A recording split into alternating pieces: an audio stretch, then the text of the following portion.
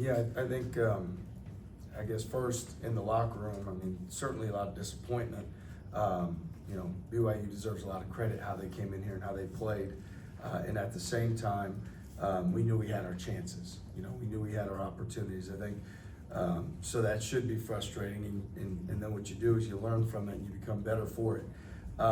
In terms of the game itself, certainly the last 7-8 minutes of the first half and then the first 7-8 minutes of the second half, whatever it was, when we dug ourselves a hole where we're down 21, unacceptable on our end to allow our offensive disappointment to permeate our defense. And I felt like we were careless in transition defense. We were not as locked in, and we dug ourselves a substantial hole.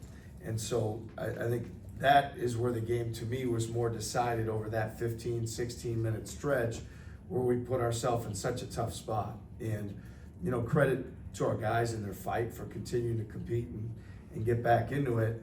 But at the same time, you can't do that. You can't do that against good teams. You've got to have more pride. It's a lesson that we should have learned by now and that we need to never learn again. We need to understand, the truth is there's going to be times where we struggle to score. There's going to be times where the offense isn't flowing, and we saw what our defense can be when we focus on prioritizing that, and we just got to do a better job of being over ourselves and out of our agenda offensively and pour everything into defending and rebounding, and we'll put ourselves in a much better spot. I think consistency was a hallmark for you guys for a long stretch this year. That does not seem to be the case over however long a stretch you want to say. Is it as simple as the guys in and out of the lineup, or is there more to it than that? No, I think ultimately, you develop a confidence, with a group, and when a guy goes out and comes back in, you don't just go right back to where you were necessarily. And I'll still say, we played great. I felt like on Saturday was one of our best games of the year in terms of start to finish, and I thought we played terrific. So, as you mentioned, the consistency, I think, you're going to play to the level that you practice, and we have everybody healthy, everybody's available, and we need to earn it on the practice court together. That's what we did early in the year, and when we came out and played as well as we did early in the year, we earned it on the practice court. We've lost some of that, the consistency of having everybody in practice, but it shouldn't impact our effort and our play. Everybody's got a responsibility, starting with me, to uphold that level in how we practice. So, we're down the stretch pretty far. We talk to our guys a lot about our best being in front of us. You don't just speak it into existence. You've got to earn it through the hard work and what you do in practice, and then demand that consistency of those habits in the game, and not be a team that, plays great for stretches and then plays awful for stretches. Because for a group that has a lot of older, experienced guys, we need to be a lot more mature as a team and be able to play through those things instead of react to those things.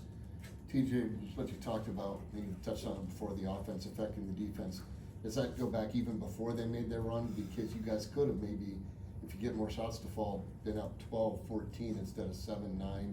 And did that then wear on them a little bit that they hadn't built a bigger lead maybe? Yeah, they were the more, again, we set the tone physically, defensively right from the jump.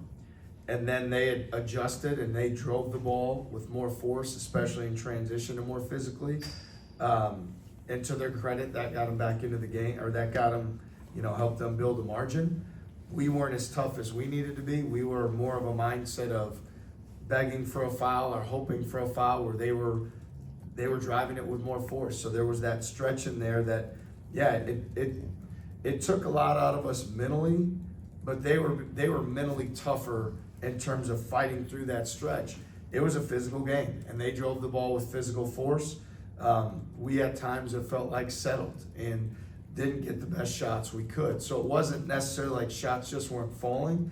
It was we weren't being tough enough to get the shots we needed to get to be successful. So all the running, floating, those type of things need to be out of our repertoire, and you need to just demand what you want. So, all of it takes its toll on you mentally, but ultimately, you just can't put yourself at that deficit by making the same mistake over and over again. And we've got to learn from it. And again, it's unfortunate because, they're a really good team, and all the credit to them. And at the same time, we did things to put ourselves in tough spots, and that's not a recipe for success. It's one of those things, the rebounding battle, because you force 29 turnovers, but they out-rebound you by 28. It seems to kind of sort of counter that excellence. Yeah, and look, I think our we turned them over more because we were playing faster, quicker lineups, and we were able to pressure the basketball. And so then what you give up is a little bit of size and physicality on the glass. At the same time, I know our guys are competitors, and it can't be every shot that they miss in, the end of regulation and both overtimes, they get the rebound on. I mean, it just can't happen. Like, it's not okay. So, the guys that we played in those stretches, they did a great job pressuring the ball and generating turnovers when we could, but we've got to do a great job finishing on the glass, and that's just the way it is, and we didn't. And it's not just, hey, Kata's getting all these rebounds, because there's times Joshua's got to rotate over, and there's times guards have to rebound down, and then there's a part of defensive rebounding that if you want to win bad enough, you just find a way to get them, regardless of what's going on. And they had more fight on the glass to get the offensive rebound than we did to get the defensive rebound, unfortunately.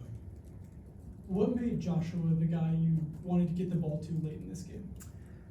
He does such a great job, creating an advantage, getting to the rim, getting to the foul line. Obviously shot 13 free throws, and then he's such a terrific passer as well. And so he's just the guy you trust in those situations. And then when you look at matchups and who they had on the court, we felt like, that was a big advantage for us that we could capitalize on. And Joshua's continued to be a really great player for us and prove over and over that if you put the ball in his hands, great things are going to happen. TJ, just how disappointed were you with the start of the overtime periods? Just falling, you come back all the way and then you just fall back in 4-point holes to start. Yeah, no, the mental focus, again, you get yourself back into it, you're in overtime, and then as you mentioned, like both overtimes, we start at deficit right away. It's almost like maintaining that consistency of mindset, it's got to be more important to us. And again, we kept doing things, credit to them and everything that they did, but again, you can't just keep putting yourself in a hole to dig yourself out of it. Obviously, the last one we put ourselves in, we couldn't. So, I don't know, we've just got to be more consistent, and we've got to be mentally tougher over 40 minutes. I think that's the biggest challenge for our team right now, is not to talk about it, it's to practice a certain way, and then for 40 minutes, demand it from one another that we all leave it on the court and keep the focus where it needs to be. And you already touched on the rebounding, but with your small ball lineups, just what do you think of their effectiveness overall? It seemed like that was kind of a key catalyst in the second half and the rest of the game. Yeah, no, it was great for us. We were able to switch at times, which is good, that way. Joshua could switch on the guards. It was able to keep faster guys on their guys so we could disrupt and get into the basketball more, which is what allowed us to turn them over 29 times. They're a team that takes great care of the ball, and we were able to turn them over. So, again, you get to points in the game, and there's a lineup in certain guys that are earning, those minutes in real time because of what they're doing to get you back into the game. And ultimately, if we would have found a way to rebound the basketball or not get down right away to start each overtime because of mental focus, we'd have put ourselves in a great spot. Unfortunately, we didn't do that. Last question. You talked about the biggest thing being to find more consistency and be mentally tougher over 40 minutes. How do you do that at this time of the season where, it's been a long year and you guys have been successful and you've had some moments of struggling as well? Yeah, I think it's ultimately you just decide mentally that's what you're going to do. You don't need to ease into it. You don't need to talk about it. You just need to keep your mental focus and not have whatever's not going your way offensively get to you. So, again, I know that it's late in the season, but we just showed last week we played poorly on Tuesday and came out and played great on Saturday. It's really a mindset thing of how much do you want to do it? How committed are you to your habits? How much does winning mean more to you than your shot going in or what your turnovers or what may not be going your way? If you prioritize winning in the team as the most important thing, then you make that choice and you commit to it. And that's what we're gonna demand in practice, and that's what's gonna show up for us on Saturday, and that's what we're gonna do immediately. There's not gonna be any, take our time into it, ease into it.